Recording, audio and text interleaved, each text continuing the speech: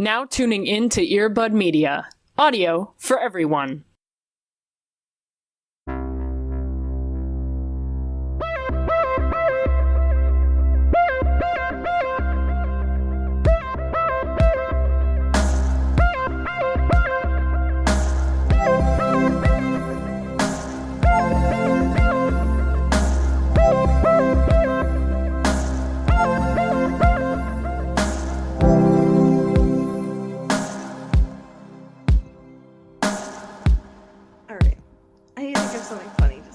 Do I have to?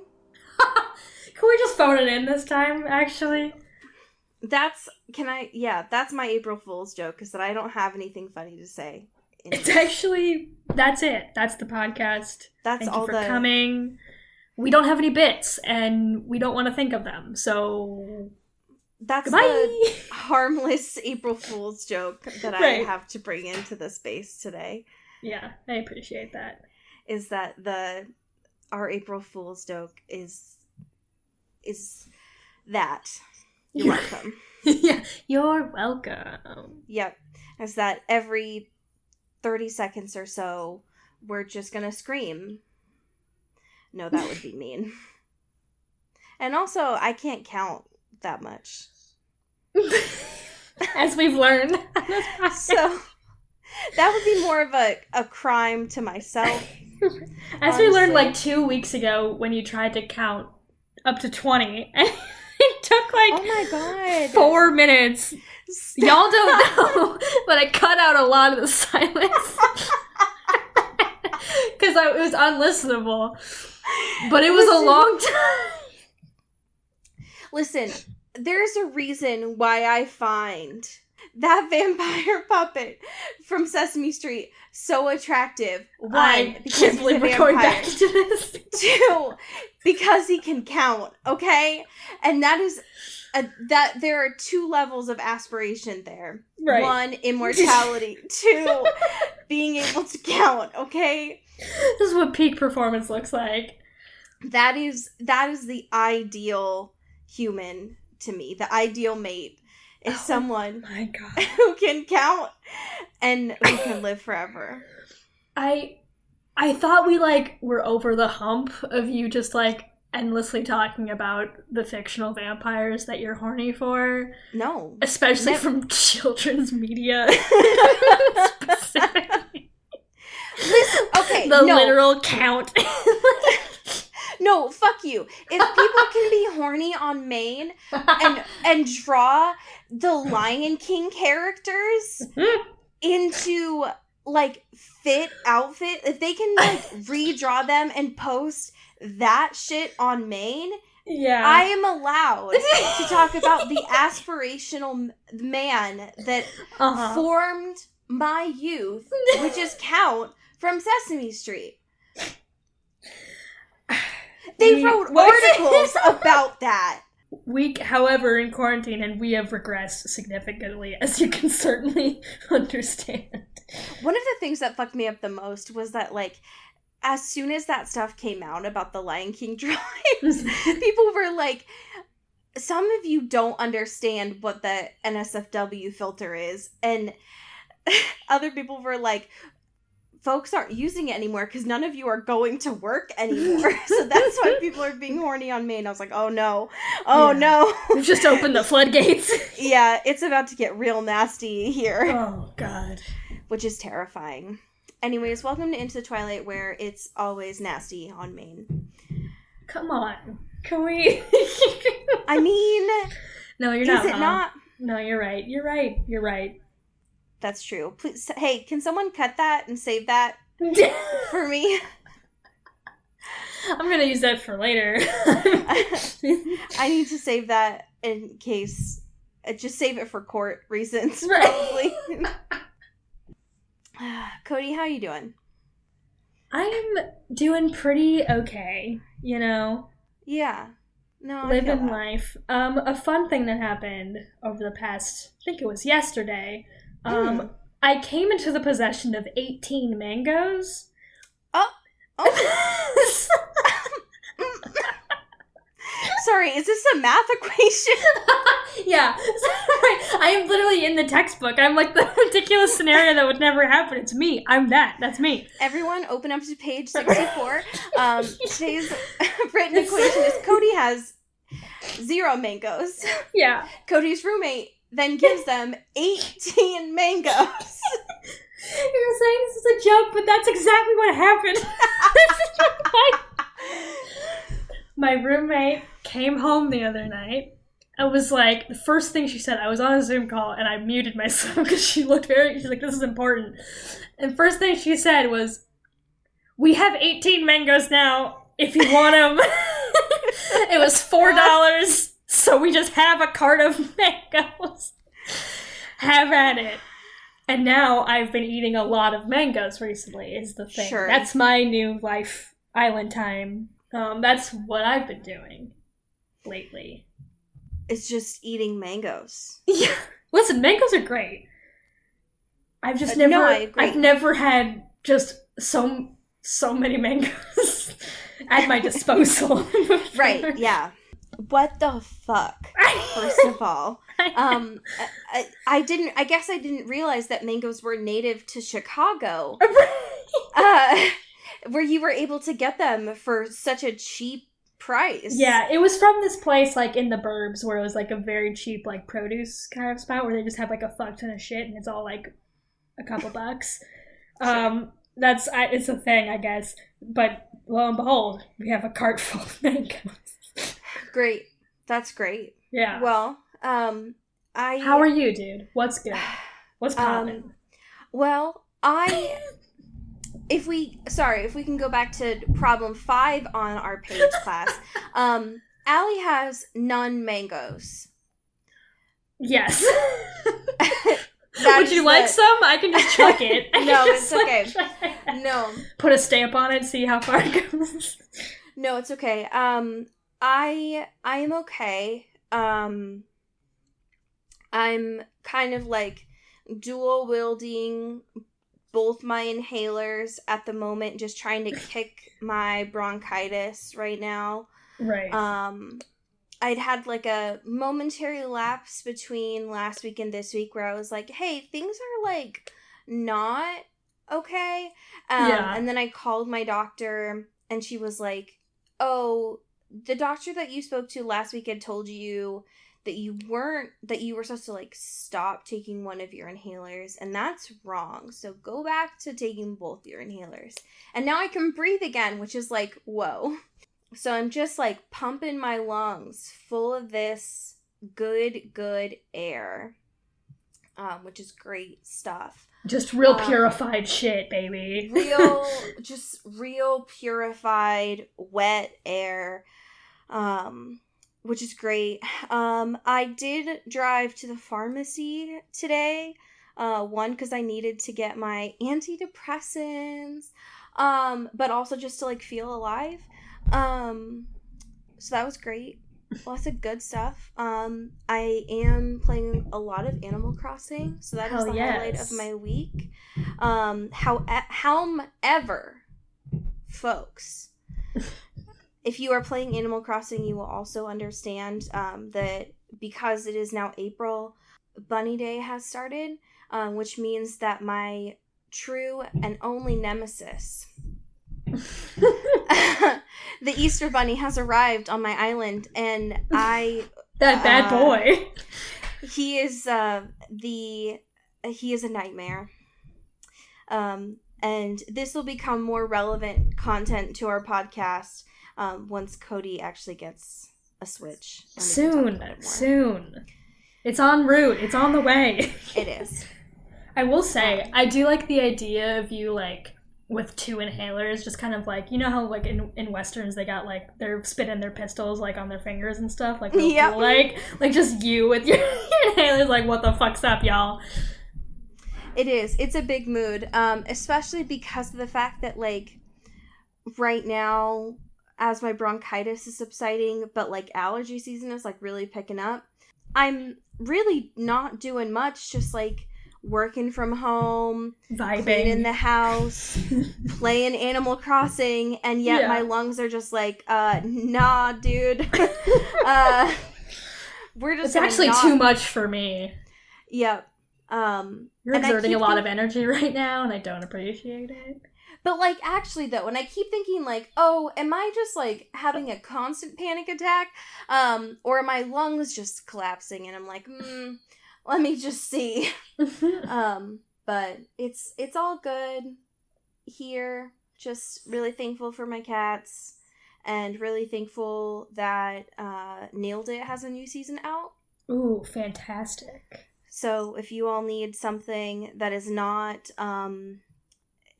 you-centric, like in the you universe, nice. That would be a great thing to enjoy. Lots of good stuff there. Hell yeah. We do have some current events to talk about. A lot of Dakota-centric things this week, actually. Thank God, honestly. I bless her, truly. Yeah.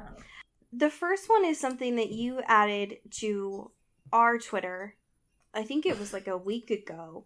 Yeah, would probably. you like to introduce it to the space? Yeah, this is the worst video I've ever seen in my life.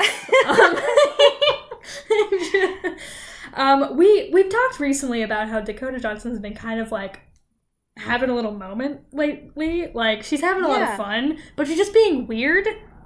Like, in a very delightful way. Loose. Right, she's letting loose for sure, and I think those are getting heightened, you know, with, like, isolation and quarantine or whatever, which is very fun, but also very terrifying. It's true. So she posted this video of her being like, I'm gonna teach you guys how to wash your hands. And then she does it, but here's the fun gag. Here's the little switcheroo here. It's not her arms. It's Chris Martin's arms and hands just sticking in between hers, doing the motions. I love it. It's so chaotic. I love that she was, like, quote, tagged by Olivia Wilde to do this.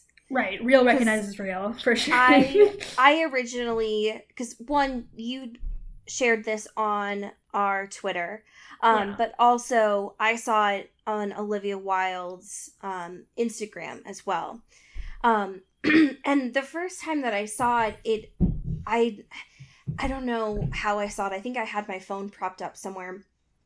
And at first glance, I thought that Dakota Johnson was just, like, being her chaotic self. And I was like, oh, Dakota Johnson, you're just so quirky. And then the second time that I watched it, I was like, wait a second, are those her hands? And then I understood, like, oh, okay, so it's a cute thing. It's a weird thing. Right. And I understood. So, listen, I appreciate them. I appreciate these attempts to, like, bring some levity, and I would rather something like this than the celebrities right now who are like, I'm so bored. Life is so hard. Right. Oh, if only I could just sing an inspirational tune. Exactly. Instead of giving away any of my money. I appreciate something like this that is, like, still, I don't know. It's attempts at levity, which I can appreciate right now. So, and it's Dakota Johnson and Chris Martin being very, Dakota Johnson being very chaotic. I, honest to God, don't know a lot about Chris Martin's personal life. I only know him as Coldplay Man. So, the other thing that has come out in this past week is this, what I originally thought was just, like, a lot of the, like, news on the street things that we get, kind of like the one that we talked about with K-Stu last week, was a very, like, it's a Just Jared kind of thing, where it's just basically photos that are stuck up on this random website. But the one that we have this week about Dakota Johnson was posted on Vogue's website, which is very... You know. Sure. You know, it'd be like hard-hitting journalism. Yeah. And this one is about Dakota Johnson and Chris Martin. As it says on here, quote, keeping it real for their dog walk. And you'd think Vogue, right? You'd think, like, oh, they're in something fashionable. And it literally, no. They're in sweats and tennis shoes. Yeah. It's the wildest thing. So they're walking there, I think, is a Yorkie. Can we talk about this dog for a minute, please? This dog has a beard. It does. This dog has a beard. And old man eyebrows. And it's so fucking funny. Which makes sense, because this dog's name is Zeppelin. Yeah, I feel like this dog is 4,000 years old. Yeah, this dog has secrets, and given that it lives with Dakota Johnson and Chris Martin, like, has insider trading secrets. So, for sure. Yeah, so first of all, that. Second of all, I need to talk about their fashion choices here, which usually I don't give a single fuck. Right. But first of all, Dakota Johnson looks cozy as all hell. Love that for her. Happy for her. I don't, in the best way possible, I could not care less. Got no qualms. No qualms. What I care about is Chris Martin, and I don't usually say that. Yeah. The last time I think I actually cared about Chris Martin was, honest to God, maybe 12 or 13 years ago, when I was, like, deep in the paint, cared about Coldplay. The only my interest in Coldplay has resumed solely because of the fact that Dakota Johnson is dating the lead singer. Yes. But we need to talk about what Chris Martin is wearing in these photos. Yeah. Primarily because of the sweater, which is nice. It's inoffensive. One might even say kind of nice. Right. It's got a little, like, tricolor cuffed moment. It's a white sweater. It's not 3-color. It's not bad. It's fine. However, yes. It's LA. Right. In March. Yeah. In daylight, which tells me, like, it's warm-esque. Yeah. And he's wearing a hat, a sweater, pants, and the part that really fucked me up and you up is a knit scarf. Yeah. Why? How are you? It's not that cold there, sir. Yeah. I just did a quick little Google of how hot Los Angeles is. And yesterday it was low of 57, high of 77. I would die. In a sweater and a scarf, my body would burst into flames. I think it would just be... If it was any higher than 64, probably, and I was in a sweater, like he looks like he's in a thick sweater, too. Yeah, it looks thick. Not like a cotton long sleeve shirt. And a knit scarf and a hat, and knowing he's like a dude, he's probably wearing like a t-shirt and like a tank top underneath. Right. That's so many layers. I would be dying. Yeah. No thanks. Yeah. No hard pass. Anyways, I just had a lot of questions about, like, why. Yeah, I think that's a great question. Unless he's, like, cold-blooded, you know what I mean? But also, he's just a frog. Which, like, you know what? Live your truth, I guess. Yeah, why not? So, just a couple quick things here. One is to bring all of you up to speed, because I didn't know about this, which means that some of you might also not know about this, unless you all have been keeping this from me personally, which, like, maybe. Can you share the last piece of news that we have this week, which is some Ketchup Boy and Daddy Cullen news? Do I have to? Just a brief blip. Jackson Rathbone is being horny on Maine again, but this time for the pandemic. Yeah, he's being horny on Maine for the Newton folks, and it's great. Guys. So Peter Facinelli tweeted an article about him saying that he loves Twilight because it brings people joy because during the Newtons. Pure. And so he was like, stay safe and healthy out there. This too shall pass. Which also, the Twilight Twitter account hopped on that real quick and sent a couple blue heart emojis. No. Which 7 people retweeted that specific tweet. I don't know why. Anyway. Dude. So Jackson Rathbone quote tweeted that original tweet and said, "Damn straight, Daddy," with Well. a little kissy winky face. That really, that's powerful, you know? Yeah, I think the Cullens are gonna cure this thing. I think they got the power. This is it. I mean, if anyone could, it's them, you know? Right. I believe. The magic is real. And if anything has taught me this week, it's to not stop believing. Oh, So. stop. Spoilers. That's the only thing that we've been talking about for the past, like, month or something. So, okay. So we have, it's less of a listener question and more just a listener comment. This is from one of our fantastic patrons, Rebecca Steele. Oh, shout out. And so Rebecca sent us an email saying, "I just wanted to show you all what you have to look forward to in Hidden Bodies so you can mentally prepare for a single solitary smiley face." And so apparently at some point Yeah. in this story, there's just a smiley face. Why? And it doesn't even look like it's in reference to dialogue.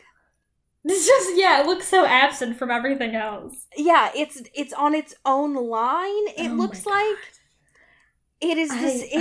I hate it. This is the most unnerving scavenger hunt of my life because I'm always just going to be afraid it's going to come. And I'm like, just like peering around corners, like looking for it.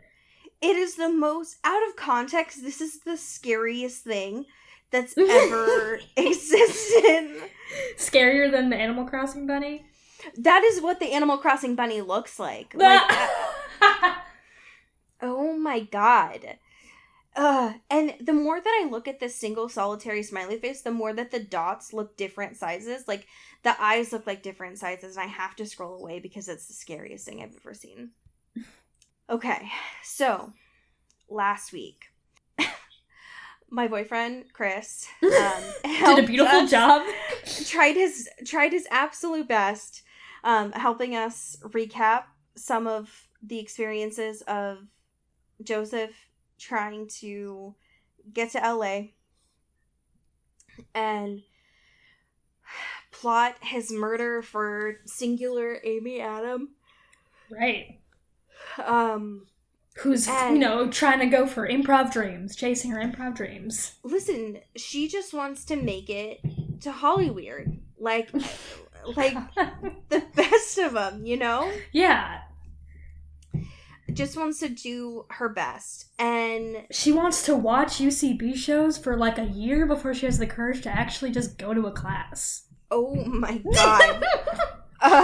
Yeah, she just wants to sit through a lot of shitty comics saying a lot of really inappropriate and offensive jokes. Yeah. Before she realizes that she can do a lot better. Right. And you know what? That's fair. So everything about Amy Adams' dream possessive. Fuck, I hate this. Everything about her dream makes me want to die a little bit as someone who does not like improv. Yeah. But it's hard because I just can't relate. That I just want to honor her dreams and be like, I support you and I live that. But also, have you heard of anything else? Right. Did you know that you can just like start a podcast instead? Like, you don't have to be in person with these people. But that's okay. You'll figure it out for yourself at some point. So he's on his way. When we last heard from Joseph, he like threw some books at a kid in a stairwell and was on his way to California. So, chapter 7. And also, this will mean nothing to folks, except for some of our patrons who are going to be getting our podcast notes. But I have provided some more photos to accompany this week. So if you are interested in getting our podcast notes with some of these photos, you are more than welcome to enjoy them. Chapter 7 starts off with Joseph He hopped on a flight to LAX. Yes. What I personally imagined was a nonstop, which, I know that flight and I don't like it, so sorry to his back. And the only thing that he says he's doing on this flight is fucking around on Facebook. Look how you've become the thing you hated most, Joe. Yep, you die a hero, or you live long enough to fucking see yourself become a villain, I guess. The whole thought process of this entire situation is baffling to me. A, he had to buy internet for this, which also psychotic. Yeah, if you do that, terrifying. I immediately don't trust you as a person. But he's like, yeah, okay, I'm gonna buy internet to go on social media. I'm not gonna read a book, even though I fucking love books, you know me. I'm gonna make a Facebook profile for me, not an alias. And then I'm just gonna start randomly going into, like, improv Facebook groups and just, like, getting a bunch of douchebag improv friends in LA so I can fucking kill me. He had, like, a 4-step process here. He was like, get on plane.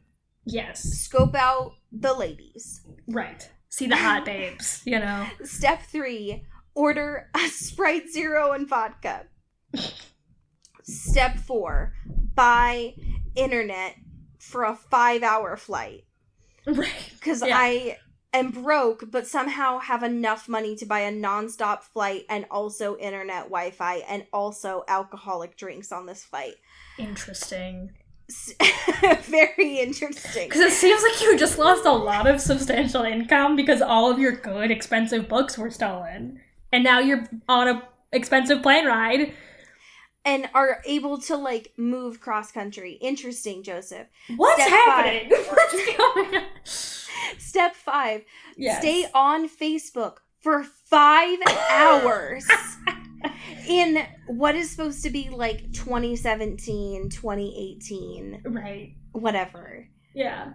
What the fuck? The last time that I spent more than 5 minutes cumulative on Facebook was in, honest to God, maybe 2009. Sure. 2010 maybe. I don't know what you could possibly do at that time now. Yeah. But that's what Joseph does this whole chapter.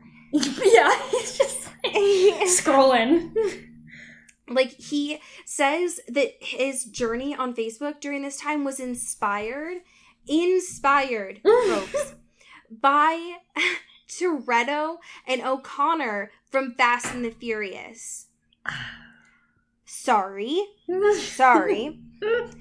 The same way that they needed to, quote, assemble a team to find a corrupt Brazilian drug lord is how he needed to find friends that go to UCB so that he could fuck over Amy Adam and kill her. Yeah. That makes a lot of sense. You know how it be like that sometimes, ladies? When you need to assemble your squad of improv folks to fuck over your ex? I hate him. I hate it here. I hate this. Anyways, I spent most of this chapter honestly trying to figure out all of these new names and how they stood up to, like, the TV show. Oh, yeah. And I can't really figure it out yet. So I was like, that was how most of my mental energy was spent. Yeah, that's understandable. I would like to bring up the fact of this cursed, like, screenplay monologue he starts writing in a rage. Oh, please. He's in the plane, and he's like, all right, I've done my sleuthing. I found a couple people. I've gone down some website rabbit holes, whatever. Saw some really bad comedians. One of which his name is Harvey Swallows. Just yeah, why not? Real name, please, is definitely a real name. Harvey Swallows. Definitely not a criminal, for sure. Yep. Definitely not. So he's like, all right, here's what I'm gonna do. I'm gonna, like, make a little casting situation here to try to find her, really, like, widen the net here. So he's like, all right, are you a tall, hot babe? From the height of 5'7" to 5'11", I can't really be sure, who knows. Send back photos, and also, whatever, get in touch. And immediately he's just, like, swathed with all these babes being like, please, God, give me a job. Yep. And he's like, fuck this commercialist, narcissistic hellhole. God, LA, so predictable already, I'm not even there. But he still opens them. Right, of course, he looks at every single one of them. And meanwhile, he opens a Word document and just, like, waxes poetic for a hot minute about what a fucking bitch Amy Adam is. And it's so, like, he calls her super cunt, which I think is very cool. So yeah, that was cool. Really powerful. Yeah, that's not a diss. If you're trying to diss her, that's actually very cool. I wish that was short enough to be a license plate. Oh, wow, yeah. Because that would be a really good conversation starter. That's just how I feel and how I want to signal myself to the outside. Yeah, like, I'm sorry, are you getting too close to my car? What part of my license plate does not make it clear that you cannot be that close to my car? Yeah, it's true. But yeah, he, like, goes on this fucking tirade. He's, like, feverishly, like, typing, being like, you're such a slut, and, like, your legs are never really shaved, even when you do shave them, and, like, you're a gold digger, and God, you need a haircut, and you're... Also, he gets in this weird fixation about how tall she is, which, like, never was a thing before this. Like, the only discernible feature that we got from her was that she was blonde and attractive. Like, that was basically the surface level description I feel like we got. And sometimes doesn't shave her legs or her vagina. Like, that was all that we knew about what she looked like. But now it's like this, it's like the biggest thing in the world. He's like, you're just so tall, and you're so ugly. And how could anyone love you? God. My favorite sentence out of this, there's two parts of this that are my favorite. One is when he says, blueberries are disgusting and you will die no matter what. Because that sounds like a fortune cookie to me. Just a really threatening fortune cookie. And the other one is when he's like, you suck a good dick, but you're not special. You're dead. I was like, got him. Got him. Wow, Joseph. Meanwhile, he's doing this at what seems like full screen on his laptop, where there are other people around, and the lady next to him is like, are you a writer? Would you like to cast my niece or granddaughter or something in something? Meanwhile, he's probably, like, typing in all caps like a fucking lunatic. Like, he's cutting out letters from magazines and just taping them on his computer screen. I'm just imagining, like, full brightness, like, 18 font. Yeah. Like, making it as noticeable to everyone around him that he's, like, trying to do this to get as much attention as possible. Yeah. And so, I'm just imagining this older woman knocking on the tray table being like, excuse me, are you a writer, or do I need to call the air marshal that's on this flight? You're giving off bad vibes. Yeah. Are you a method actor, or are you going to kill us all? Yeah. It's a good question. Oh, God. He's the worst. Yeah. I love this, like, aunt figure, though, because she's like, if you are an actor, though, can you check out my niece's website? Here it is. Like, what a nice, doing the Lord's work, yeah, really. Supportive. I love that for her. And then when Joseph's like, I'm making an adult movie, actually, she's like, oh my God. Yeah. Which, wow. And again, he's still going off in his head of like, I hate all these Angelino people. They just keep hoping they just keep hoping that everything will be perfect. And that's awful, because why would you hope for anything? Life is meaningless. Yep. And by this point, apparently, he's thought enough that it's been 5.5, 6 hours or something. Because the pilot's finally like, so we're here, folks. Right. And the last thought that he has before this chapter ends is he's like, I wish I could break open the window and just parachute into this village and find Amy Adam right now. But that would be too easy. And then the chapter ends. It's so strange. What a weird fantasy that you have. Yeah. It's like, no, Joseph, you have to go through LAX and the traffic like everyone else. Yeah. Welcome. Come on, you're not special. No, I would have loved a little scene, like, this would have been great in the television show where he's just like, this airplane situation. But I would have loved if he was just like, wow, time flies so fast. Like, that flight felt like nothing. Time flies really fast when you're on Facebook. Hi, I'm Mark Zuckerberg.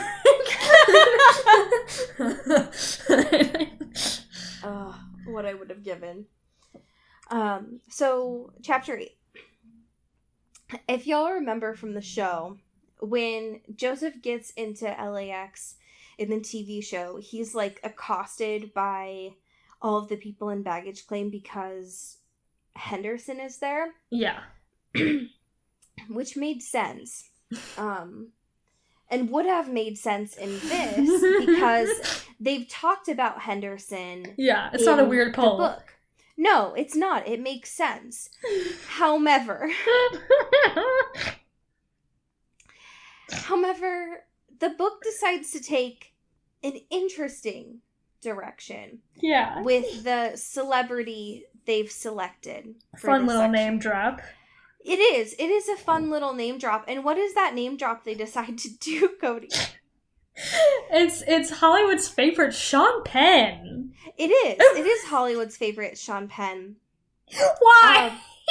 I don't know is the thing. Could you imagine swaths of people being like, I gotta get a photo with Sean Penn right now at LAX? And that's the thing, is that this says, like, tourists are slamming into me, all of them in an exodus to get pictures of Sean Penn. And what Joseph fails to mention there is that these tourists are all just dads. Like, these are all just dads being like, what up, my man? I've loved you since I was a kid. You are great in this thing. They're all just trying to buy him beer at this point. Right, exactly. Like, it's not anyone our age, for sure. So I don't know why. I don't understand what it is about Sean Penn that needed to be here. But anyways, so after this part, Joseph decides to make it really clear, make it real distinction for us, even though he just spent 6 hours on Facebook, and he's like a real tech guy now. He says he just received 2 electronic communications. One of those electronic communications that he received was about his apartment, and the other electronic communications that he received was about the job that he inquired about, which is that they have a Blu-ray player at his job that he applied for so that he can bring any movies that he wants to watch during his shifts. So love that.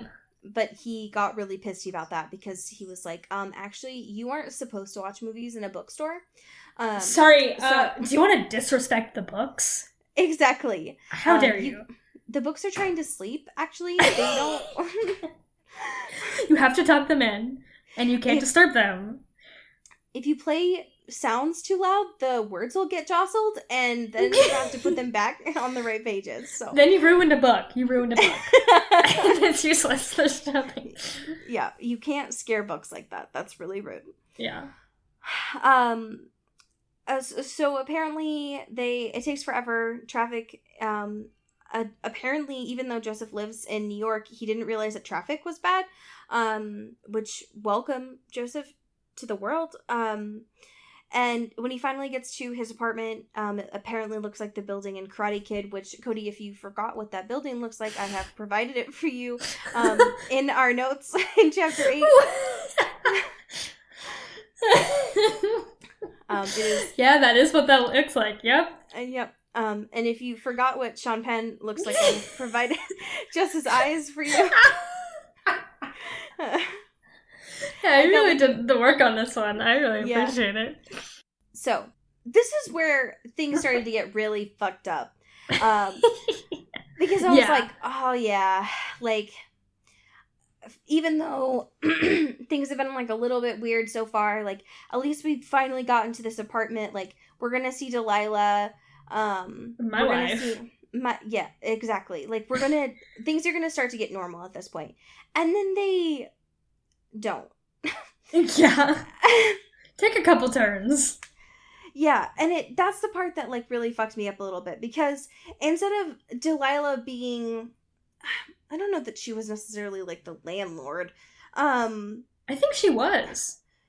Okay. I couldn't remember, because I know that she had, like, a full-time job.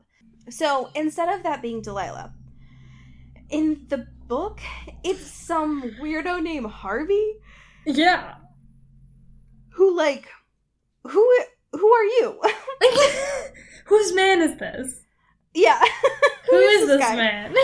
I'm sorry to this man. I don't know. I don't know who this is. Listen, I will say, I love a man with a catchphrase. I hate this man. He's got it. Listen, he's not a great guy. But whenever there's an awkward silence, he'll just say, "Am I right or am I right?" For no reason. And it brings me joy every time I see it on the page. I'm like, yeah, Harvey, yes. Harvey is the walking embodiment of an NPC. Yes. Like, whenever there is a silence, or whenever he doesn't know what to say, he's like, "Am I right? Or am I right?" And I'm like, God damn it, Harvey. Like, what the fuck? So, that is one of the truths. It's like, if he never knows what to say, he's going to say his catchphrase. And also, one of the truths with him, too, is do not fuck Delilah. Yeah.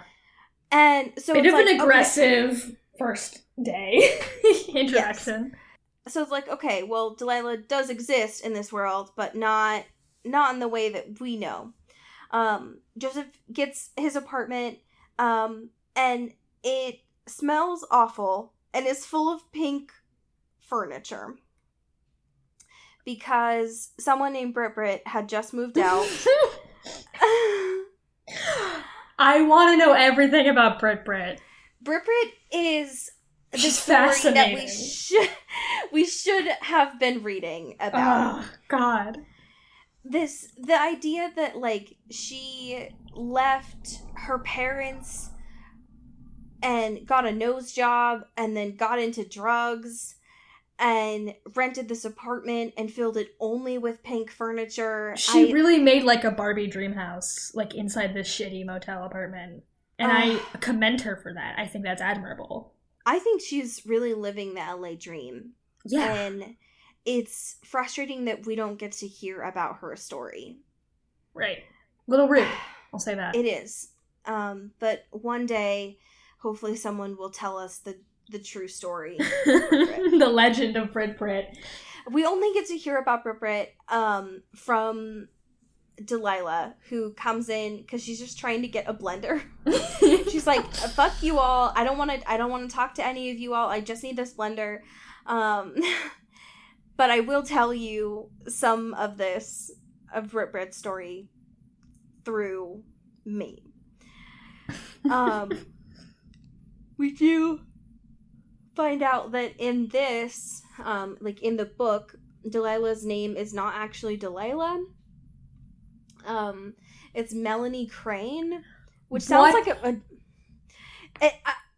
that's like a newscaster's name. What the fuck? Right. This is, if you want to be a journalist, that's a fun, snappy name. Like, holy shit, that's fucking Carmen Sandiego shit. Are you kidding me? That's so cool.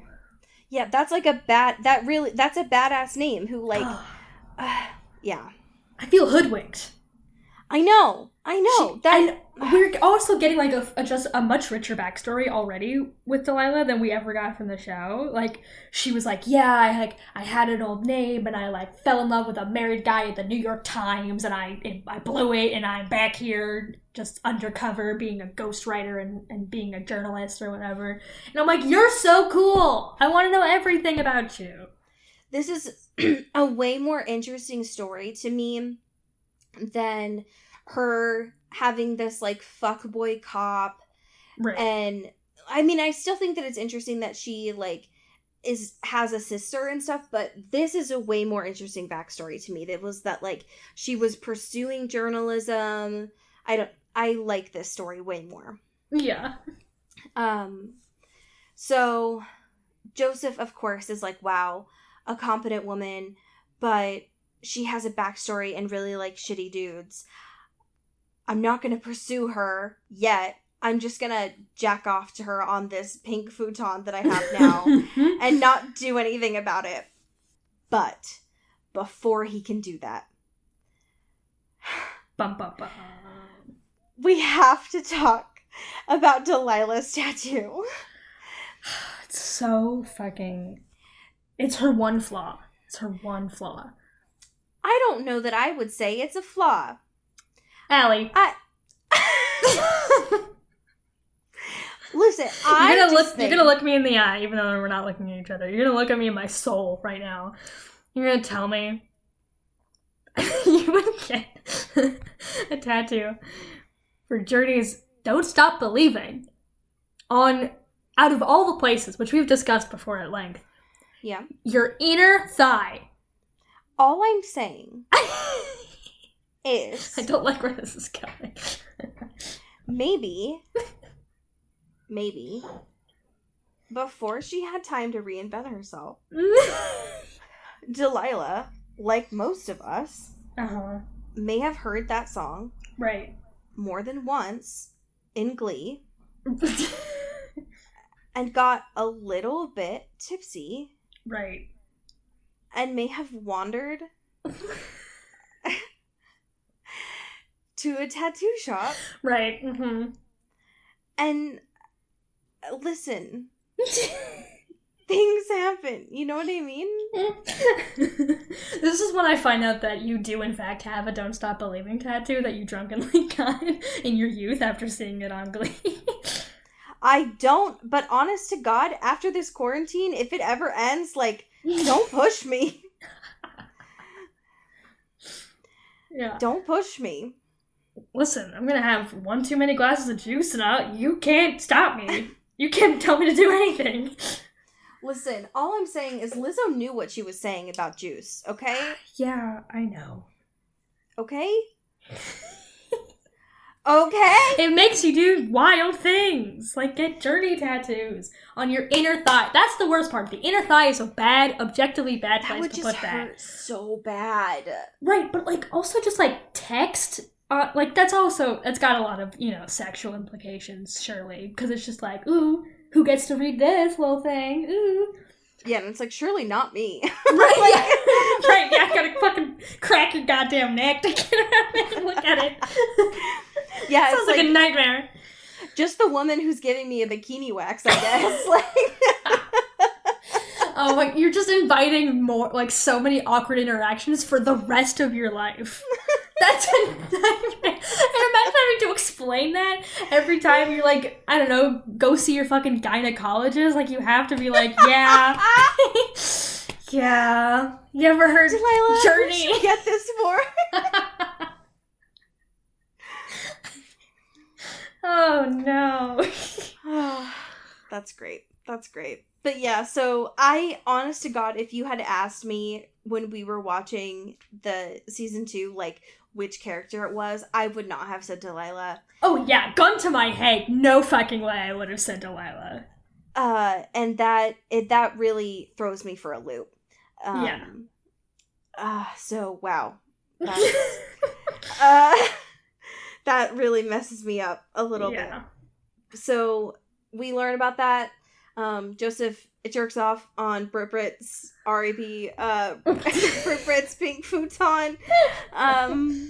And then he leaves and goes on a hunt for Amy. He, like, literally, if you seek Amy's. So He's seeking her. he's seeking her. Yeah. Oh, So wow. it's really throwing me for a We're loop. finally in the weeds, guys, though. We're in it. We're like, things are gonna pop off. I feel it. I mean, at this point, like, he's got to be needing love and what the fuck? 40. Holy shit. I was like, Our what is sweet his boy. like, it's got to be next week, right? I sure hope so. What else are we I doing? know. Get me out of Joe's head, or at least give me other fucking people to talk to. God damn it. I know. He would be the worst person to be quarantined with, yeah? Oh my god. Well, I mean, I feel like every woman he's been with was technically quarantined because of him. That's If you true. really think about it. But yeah, no thanks. Big no for me. How soon into being isolated with him would he start introducing you to his typewriters, do you Oh. think? God. Like 2 weeks, you think? Yeah, that seems right. How do you think after like 4 weeks you'd be like, babe, can we just bring it out for dinner? I want to introduce someone new to our relationship, if that's okay with you. I want to experiment opening this up a little bit. Just think about it. You know what I mean? Just think about it. Oh, wow. The idea of it, like, literally sends a chill down my spine, but not, like, in a good way, in a, like, I would rather die instead kind of way. Yeah. Yes. But I don't want to think about that right now. What I do want to think about is our patrons that Ugh. give us joy Our in this sweet, dark time. beautiful patrons. They really bring us light in this time. So thank you for that. Especially, like, thank you for being here during this time when, like, money is fucking tight Yeah. during this time. So, Yeah. like, thank you for that. To thank you, we are going to share what Reductress article title you are this week. It's been a minute. It has. I'm glad we're back. And few things bring me as much joy as these article titles. Yeah, they're really good. Would you like to start this week? I sure would. Shout out Rebecca Cullen, Pew, pew, pew. who's gonna be... It's sort of like being in prison, says woman eating yogurt in bed who also has voting rights. Oh my god. All right, shout out to Elizabeth Swan, Ooh. who's going to be board game friend is weirdly cheerful about all this. Yes. Shout out Amy Taylor, Pew, pew, pew. who's gonna be nice. Art Museum offers virtual tour, complete with guy on first date explaining everything. Ooh, Kelly. Shout out to Molt Gray. Yeah. Woo. Who's gonna be a woman offers to pay rent with hair ties. Shout out Kelly Beck, Pew pew pew. who's gonna be equality. This graphic tee comes in worse fabric with weird little sleeves for women. Oh god.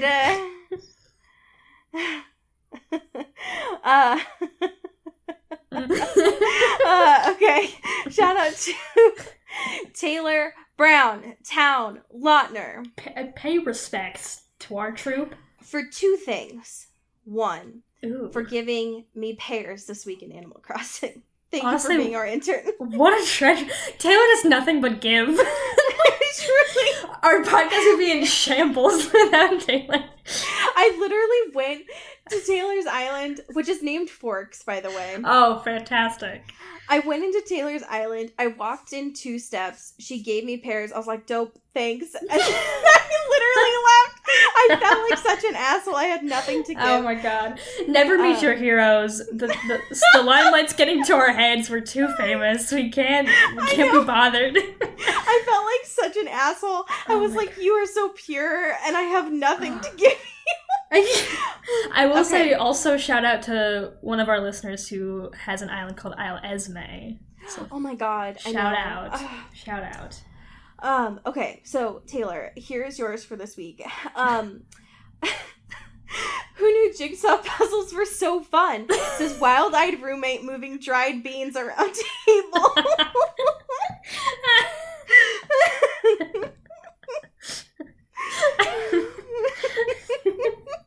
The photos gets me. It's so chaotic. Oh my god. Shout out Aaron Salinger. Pew pew pew. Who's gonna be, these people all went out on their balconies at the same time and masturbated to each other. Oh no. Oh no. Okay, and last but not least, shout out to Sophia Salinger. Beep beep boo. Who's gonna be, wow, this woman found a use for a 35th pillow. That's you. That is me. That's your brand. I always need more I sleep with so many pillows. Yeah. I have delicate bones. I don't know what to tell you.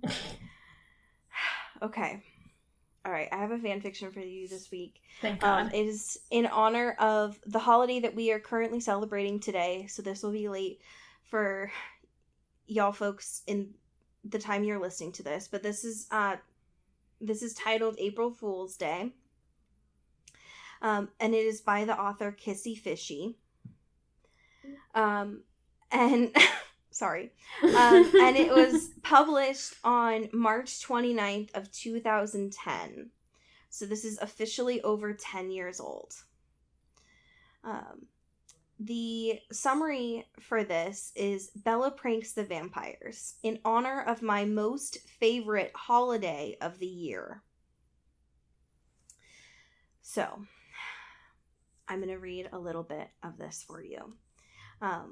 The excerpt that I'm reading for you today is a little bit longer than normal. Ooh, buckle up.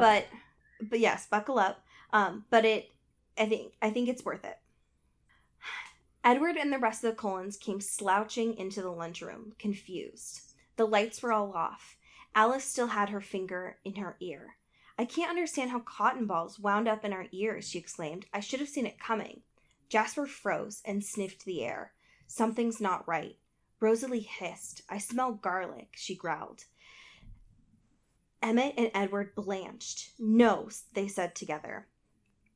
Suddenly the lights flicked on, temporarily blinding the Cullens. When they blinked the spots from their superhuman eyes, they saw the entire student body, each clutching a head of garlic. A few of them had wooden stakes.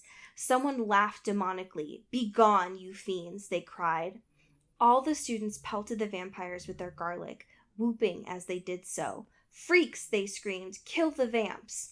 Confused, the Cullens sprang into action, which was ducking under the lunch tables to shield themselves from the garlic bombardment. The ones that had wooden stakes leapt onto the table and pounded on it with their stakes, giving cries similar to an African voodoo session. Release the hounds, called another person. The werewolves bounded through the doors, snarling and howling enough to raise hell. Well, the vampires were already there, so it was more like pissing hell off. They pawed the ground like horses preparing to charge, raised their heads, and howled in unison. What were they thinking? Emmett cried to Edward. Edward grimaced. Mostly kill the vamps, and this is fun. Alice slammed her fist on the door. These damn dogs, I can't see anything now. Jasper, try to calm down the atmosphere, Rosalie commanded. Jasper, however, had caught my eye, and I winked at him. Understanding flooded his face, and suddenly he was in on the joke. I can't, he replied grimly. There's too many people. Edward fumbled for his cell phone. We gotta call Carlisle, he mumbled, panicking. Carlisle, Edward screamed into the phone. They know! End scene. Wow. So, you know, Edward's just freaking out. Yeah, you know. You know how a good old prank just means giving your blushing bride of a boyfriend a little anxiety attack? Just a casual little spook, you know? Little Just a harmless little spook. Little spook. Yeah, a harmless little freak out of some garlic. Do you ever just buy out all of Forks' garlic for a little It's prank? such a power move. It's like, I'm gonna sell this whole goddamn town out. You're not gonna be able to cook anything good for weeks. For weeks. You're welcome. Just throwing it on the ground and bruising it just so that they can't eat anything good for forever. God, so powerful. So, thank you, Kissy Fishy, I think it was, for your excerpt. Yeah. Hopefully, after a decade, you still enjoy this holiday. Because God knows nobody else does. So, You're the last one person keeping this alive. yep. So, keep on keeping it on, I guess. So, well, use garlic in your cooking if you have access to it right now. And as we say in Seattle, Get bit. And get whipped. Ooh.